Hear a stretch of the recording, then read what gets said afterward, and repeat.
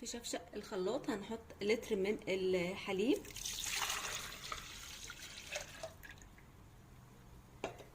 عليه ربع كيلو من البطاطا مسلوقة مشوية، باقية عندنا اي حاجة متوفرة عندنا، اي نوع بطاطا احنا بنحبه او اي طريقة بطاطا احنا بنحبها، تقريبا يعني 300 جرام بالشكل ده كده. معايا 2 باكت من الكريم كراميل. دلوقتي هخلط كل المكونات دي مع بعضها.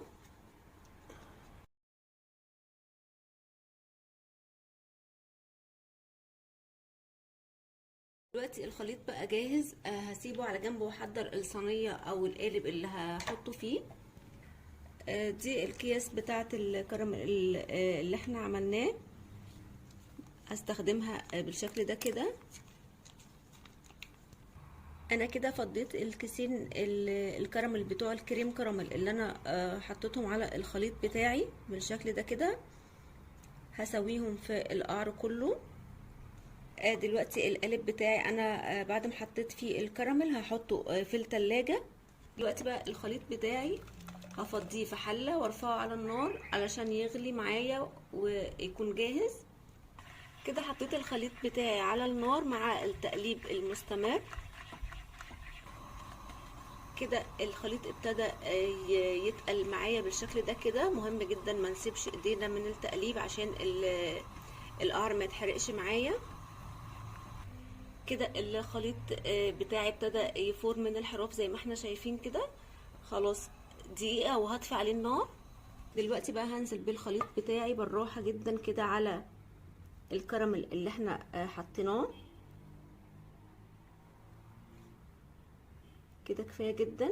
هكمل بقى باقي الخليط بتاعي في قوالب تانية. احنا لو عايزين نعمل نص الكمية مفيش اي مشكلة خالص. دلوقتي بقى هنسيب القالب بتاعنا بدرجة حرارة المطبخ يهدى بدرجة حرارة المطبخ. بعد كده احطه في التلاجة اقل حاجة ساعتين. انا الكمية اللي معايا عملت لي القالب ده وكمان القالب ده، يبقى انا كده لتر الحليب بتاعي عمل لي القالب المستطيل وكمان القالب الاساسي او الشكل الاساسي بتاع الكريم كراميل. كده البطاطا بالكراميل بتاعتنا خلاص اتمسكت. انا سلكت الحروف بالشكل اللي احنا شايفينه ده كده. دلوقتي بقى هحاول اقلبها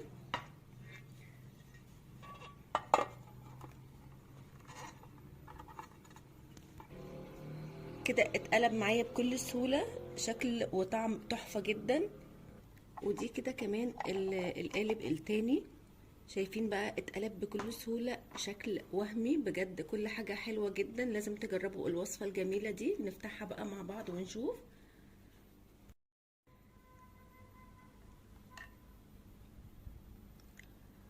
عايزة بس اوريكم قطعة من جوه، شايفين بقى بجد تحفة جدا قد ايه حلوة وكريمي.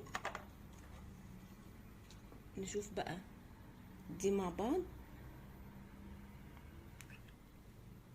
شايفين الحلاوة والجمال بجد تحفة جدا. طعمها خطير بجد، لازم تجربوها. يعني البطاطا كده الولاد مش هيقولوا عليها لا ابدا ابدا ابدا ابدا، لازم ياكلوها بعد الوصفة الجميلة دي. وبكده تكون خلصت وصفتنا الجميلة دي النهاردة. يا رب تجربوها وتعجبكم، واللي يجربها وتعجبه يقول لي رأيه في كومنت. وما تنسوش تعملوا لايك.